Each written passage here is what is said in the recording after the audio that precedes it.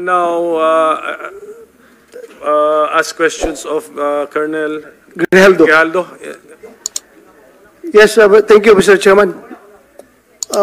Colonel Grijaldo, isa ka sa mga pinapatawag doon sa hearing sa Quadcom.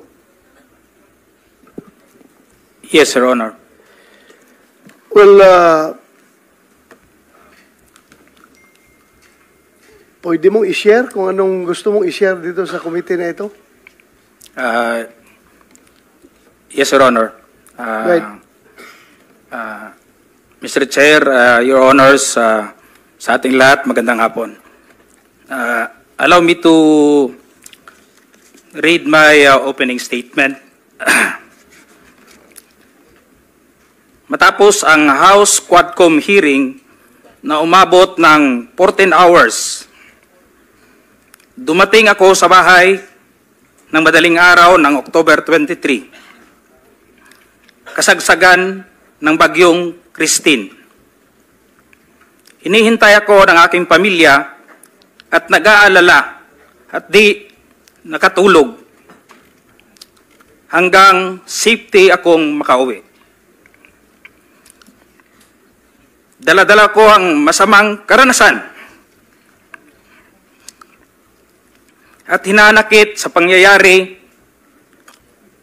pero di ko agad nasabi sa aking asawa.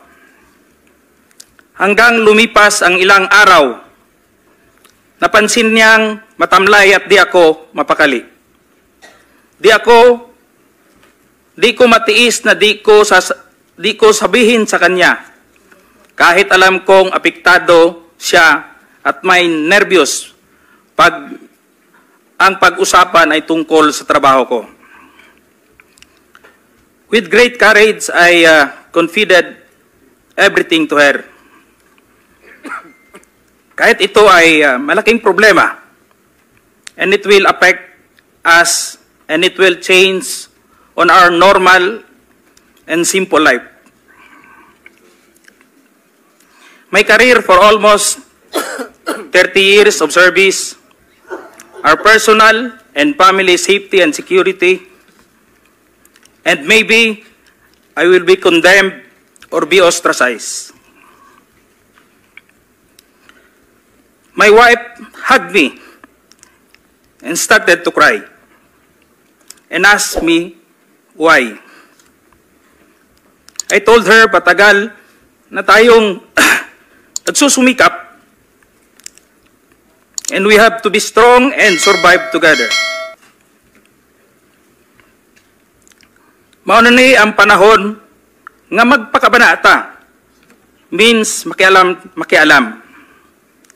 Lisod maging witness rata o maging innocent bystander. Maangol gyapon ta o maging casualty tayo. Gipasabot nako sa iya ha. I have to explain to her, kailangan na ay mo barog sa kamatuoran. There must be someone to rise up to the occasion. I told her that I have the moral obligation and a call of duty to uphold as police officer. In the eyes of God and in the soul of man, I have to say this, even God was betrayed 3 times. But this time, I have to say this, I don't want to betray our beloved country, our fellow Filipinos, and to God Almighty. I don't want to discredit the men and women of the Philippine National Police, the institution where I belong. I don't want to destroy my beloved alma mater, the Philippine National Police Academy,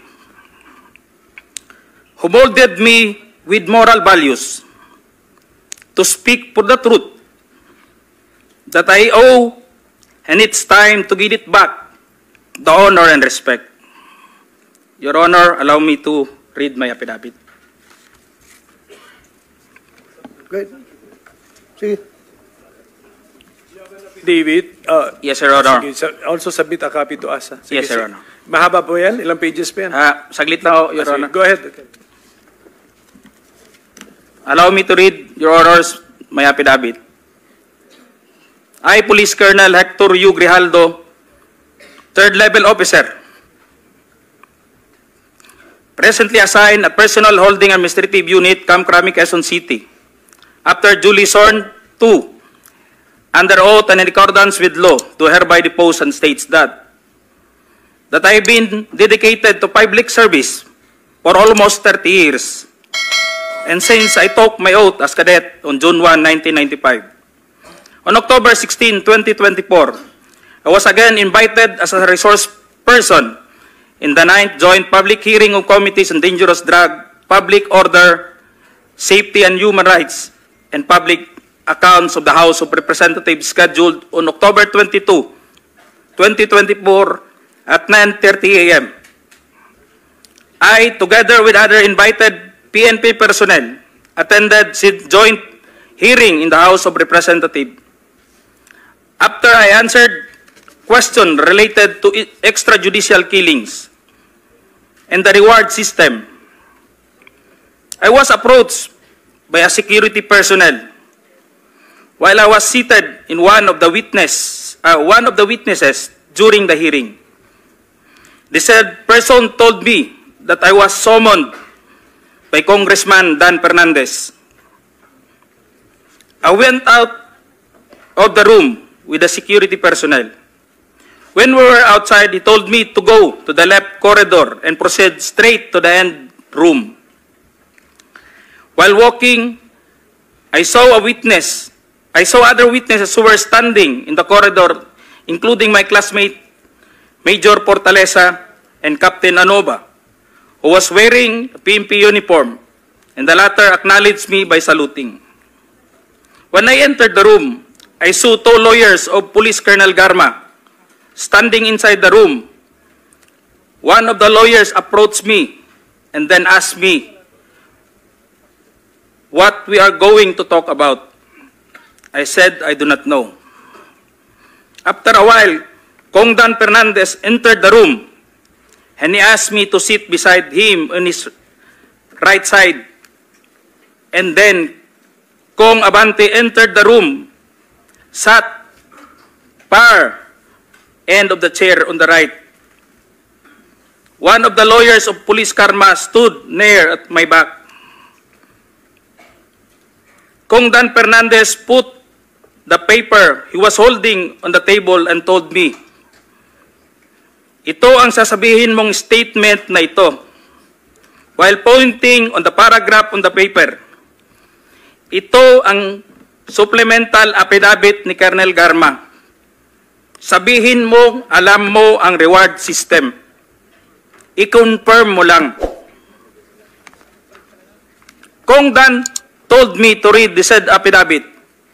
However, I asked the copy of affidavit he was showing to me to read it. He did not give it to me. The lawyer of Police Colonel Garma said, ikaw lang ang pwedeng magsabi niyan, sabi ni Colonel Garma. I was puzzled and I asked myself, why me? I respectfully told him that I cannot confirm. They are saying as I have not read the affidavit. We went silent for a while. And then Kong Dan Fernandez said, while holding the affidavit, saan ka pwede? Dito, noong 1999, about DDS, alam mo to, pulis ka na sa Davao nito. I politely told him that I was not still with the PNP because I was working with the Bureau of Jail Management and Penology in 1999 that time. After some time, Kong Abante asked me how many years do still I have with the PNP. I answered, I still have 4 years before my retirement. Then he made a remark, pwede ka pang maging general. I humbly responded to him, masaya na ako sa ranggo ko, sir. Pagkatapos nito, sir, uuwi na lang ako. At magtatanim na lang ako ng kamote sa amin. The cordial conversation between us continued. And I felt that they wanted me to convince me to do what they wanted me to do. Then Kong Abante asked me where I serve as a chief of police. To which I answered, Mandaluyong City Police Station, sir. Kong Abante then persuaded me by saying, ikaw naman, Colonel, ganito na lang. Alangan namang walang insidente o pangyayari sa panahon na yon. I answered, and I served as a COP in Mandaluyong during the COVID-19 pandemic, and there were less crime committed. And we did not receive any reward from anyone. I added that we only received funds, additional MOA or support fund from the Peace and Order Fund of the LGU. I then respectfully told Kong Dan Fernandez that anybody can debunk my statement if I confirm the testimony of Colonel Garma about the DDS in 1999, since I was not a member of PNP at the time. And I have no personal knowledge as to the reward system. Additionally, I said, the work of the policeman are noble and requires great sacrifice, even without the reward or award.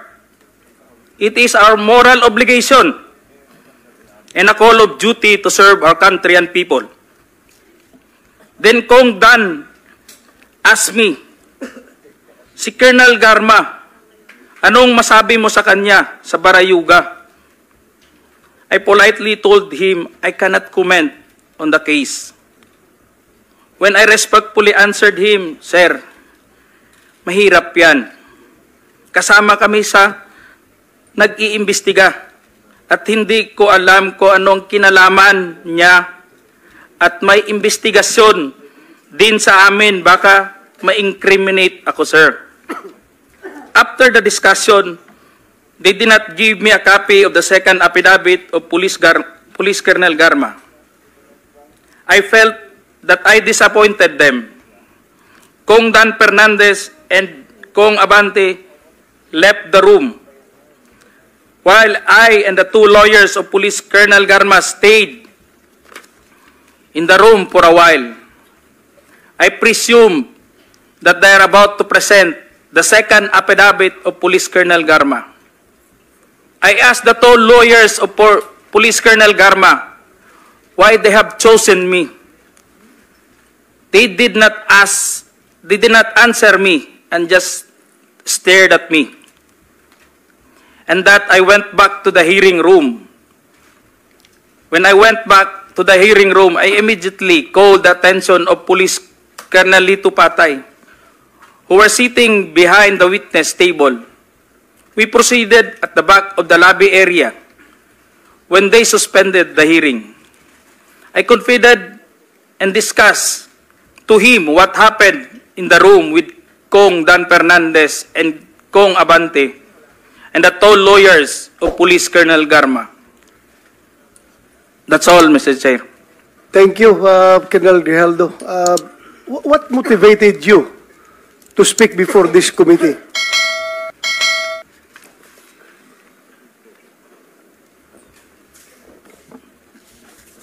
The time, Your Honor, I was insulted and it is very offensive, and I think it is inappropriate for anyone to act like that. Meaning, you feel that you are being coached to make that statement? Yes, Your Honor. I feel I've been corrupted to make that statement, Your Honor. Just because at that time, habang nag-uusap-usap, habang nagkakaroon ng deliberation doon sa hearing, Your Honor, hindi ko alam kung may present nila si Colonel Garman at that time, Your Honor, na mag-aano nung second supplemental, ay yung supplemental affidavit niya. So do you feel harassed? Did you feel harassed? It's an harassment and very offensive, Your Honor, and uncalled for anybody. That time, I was wearing my uniform You're wearing your as uniform police officer. and you are being told to lie. Parang Am I correct? gusto nilang magsisinungaling po ako, Your Honor. So, Colonel Grijaldo, I would like to thank you for your courage. I'm sure maraming police ngayon nanonood, and if you have observed, mabuti na nagsalita ka, dahil if you have observed the way they are treating policemen in the Quadcom, it's very hard. I feel them. I feel them. Because naging police din ako. Kapag sasabihan ka lang, answer yes or no. You can only answer yes or no. You're not allowed to explain yourself. So, para bang you are being deprived. You are being deprived of your right to explain yourself. Kaya, lalong-lalo na kapag ikaw itinuturuan na itong sasabihin mo, itong paragraph sasabihin mo, o dito, pwede ka ba dito? So, that's very inappropriate and it's very irregular for a lawmaker making an investigation in aid of legislation to make that kind of approach to a resource person na parang pinipilit na itong sabihin mo, iko-coach ka, ito, pwede ka ba dito? Parang lumalabas na meron talaga silang preconceived na goal na kung anong dapat lang mahit dito, kaya ginaguide yung magiging statement mo. Am I correct? Yes, Your Honor. So ngayon,